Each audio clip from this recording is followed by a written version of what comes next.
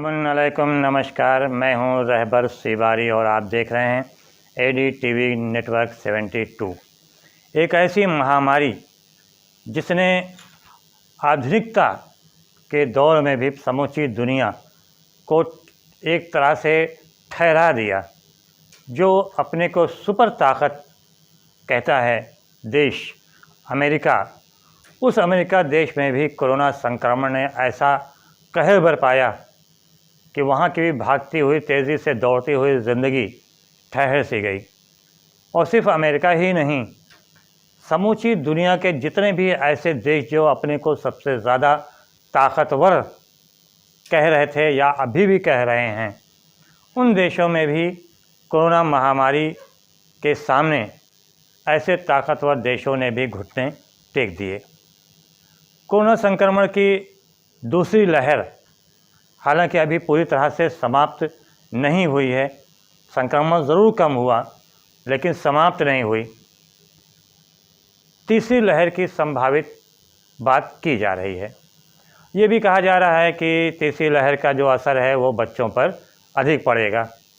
पता नहीं कौन सी साइंस है, कहाँ का है, किस तरह से ये सामने लाया जा रहा है कि बच्चों पर असर पड़ेगा। किस तरह से जानकारी प्राप्त हो गई है हमारे साइंटिस्टों को या चिकित्सकों को कि इसका असर बच्चों पर है। बहरहाल कोरोना महामारी तो है ही, और इस कोरोना महामारी ने एक चीज़ और कर दिया कि इसने सबसे ज़्यादा अगर प्रभाव किसी चीज़ पर डाला वो समूची दुनिया के अर्थव्यवस्था पर। अर्थव्यवस्था न सिर्फ अमेरिका जैसे ताकतवर देश बल्कि समूची दुनिया के जितने भी देश हैं, चाहे वो विकसित देश हों या विकासशील देश हों, और गरीब जो देश हैं उनकी बात अलग छोड़िए, उनकी अर्थव्यवस्था पर भी इसका प्रतिकूल प्रभाव पड़ा।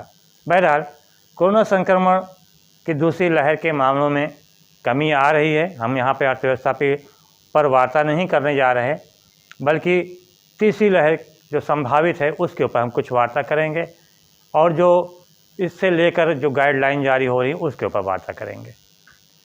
दूसरी लहर लगभग समाप्त होने को है, तीसरी लहर की संभावना है। दूसरी लहर की समाप्ति को देखते हुए समूचे भारत में अनलॉक प्रक्रिया प्रारंभ कर दी गई।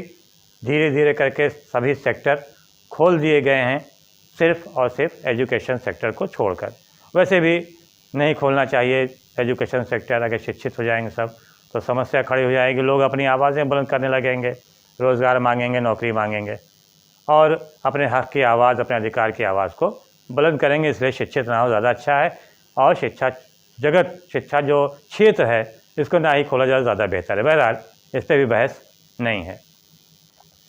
गाइडलाइन तो जारी करी जा रही है लगातार कि इस तरह का एहतियात बरता जाए, उस तरह का एहतियात बरता जाए। तमाम प्रकार के गाइडलाइन आए दिन जारी होती है, लेकिन जब निगाह पड़ती है बाज़ारों पर, अस्पतालों पर, वहाँ पे जो भीड़ उमड़ रही है, उस भीड़ को देखते हुए कोरोना संक्रमण पर किस प्रकार से अंकुश लग सकेगा, ये कुछ समझ से परे है।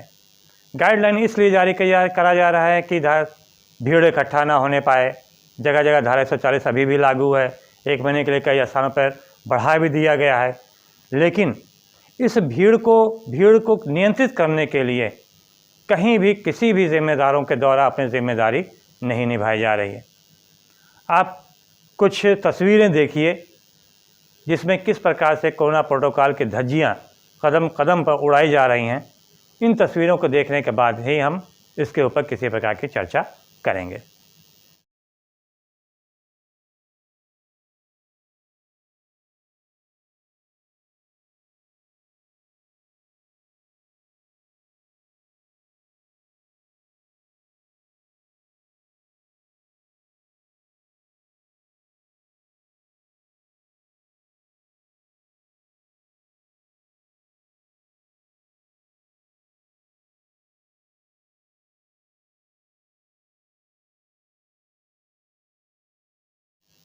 आपने देखा तस्वीरों को कि किस प्रकार से भीड़ जगह जगह एकत्र है।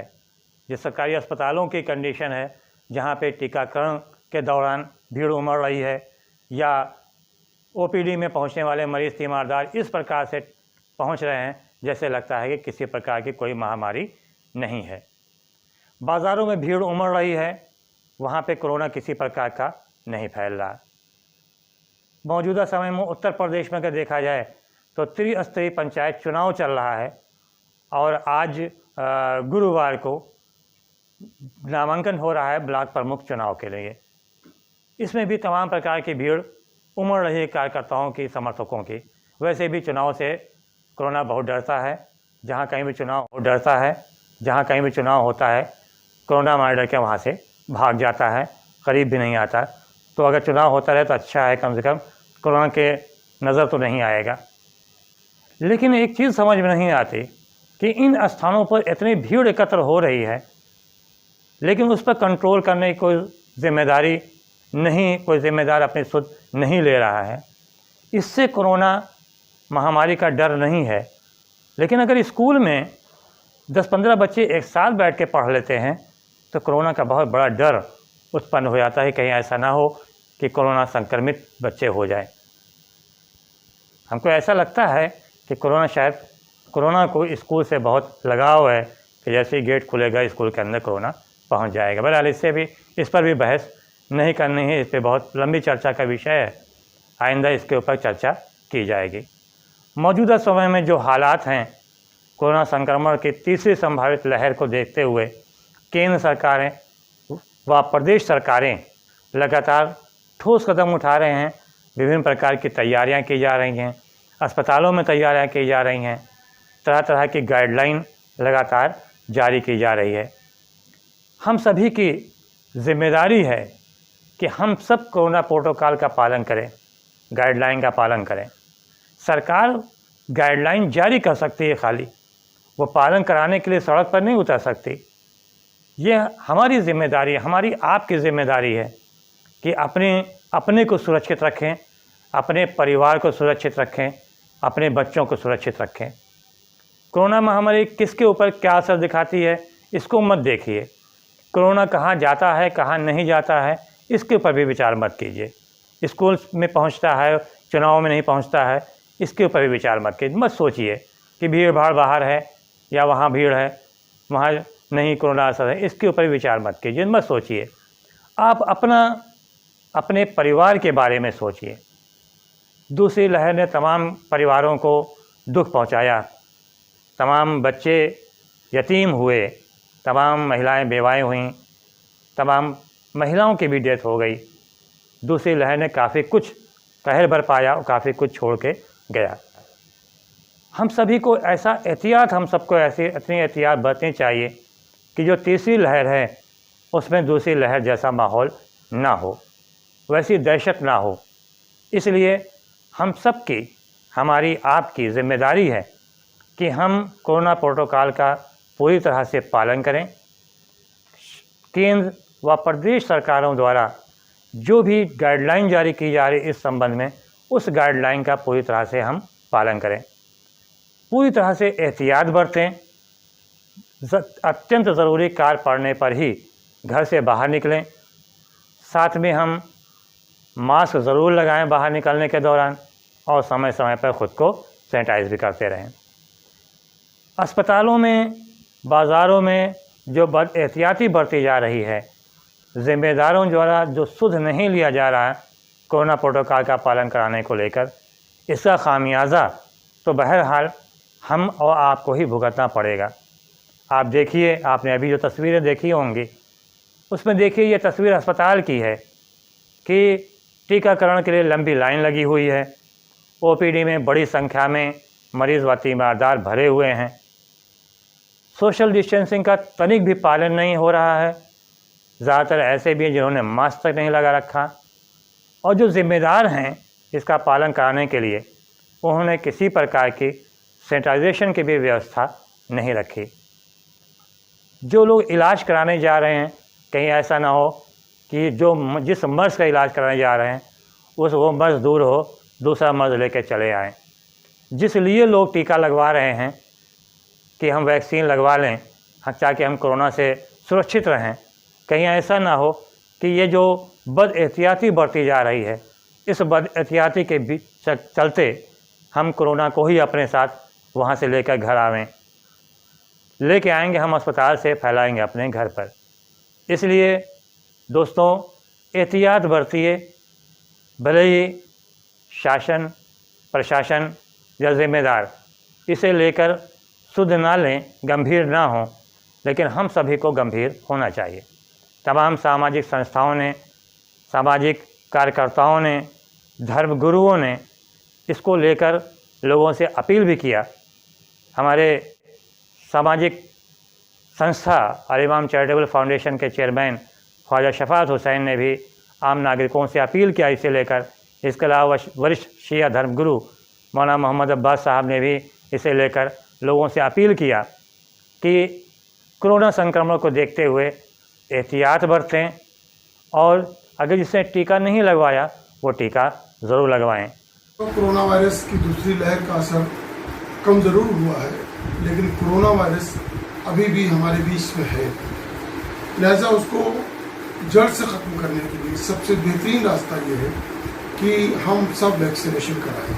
जिन लोगों ने वैक्सीनेशन करा लिया है उनका बहुत बहुत धन्यवाद, और जिन्होंने नहीं कराया है उनको जल्द से जल्द वैक्सीनेशन करा लेना चाहिए, क्योंकि तीसरी लहर ने अपनी दस्तक दे दिया है। लिहाजा मैं अपील करता हूं सभी लोगों से कि सब ने अपना वैक्सीनेशन ज़रूर कराएं। वैक्सीनेशन निःशुल्क हो रहा है सरकारी अस्पतालों में, आप सभी लोग जाएं और अपना वैक्सीनेशन कराएं। आप तमाम लोगों से ये अपील की जाती है कि कोविड-19 से बचने के लिए गवर्नमेंट की दी हुई गाइडलाइन की पाबंदी कीजिए और उसको मामूली न समझें, अपने को बचाएं और मुल्क के लोगों को कोविड-19 से बचाएं। गवर्नमेंट ने जो वैक्सीन लगवाने के लिए कहा है उस वैक्सीन को लगवाने की कोशिश कीजिए। हर एक को चाहिए कि उस वैक्सीन को जल्द से जल्द लगवा ले, इसी में लोगों की भलाई और हिफाजत है।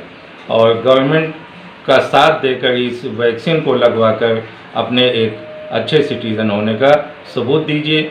इसी में गवर्नमेंट की कामयाबी है, इसी में लोगों की ज़िंदगी भी कामयाब होगी। और तमाम लोगों से ये अपील है कि वैक्सीन को मामूली न समझें, वैक्सीन लगवाकर अपनी जान बचाएं, अपने मुल्क के लोगों की जान बचाएं। एहतियात बरत कर ही हम अपने को, अपने परिवार को, अपने बच्चों को सुरक्षित रख सकते हैं। और जब हम सुरक्षित रहेंगे तो जाहिर बात समाज सुरक्षित रहेगा, समाज सुरक्षित रहेगा, देश सुरक्षित रहेगा, देश सुरक्षित रहेगा तो हमको एक बार फिर से लॉकडाउन जैसी समस्या से दो चार नहीं होना पड़ेगा। अगर अब दोबारा लॉकडाउन लग गया तो ये समझ लीजिए कि लोग कोरोना से तो नहीं मरेंगे लेकिन भूख से ज़रूर मर जाएंगे। इसलिए दोस्तों लोगों को भूख से मरने से बचाने के लिए, देश में दोबारा लॉकडाउन लगने से बचाने के लिए सभी प्रकार के एहतियात ज़रूर बरतें।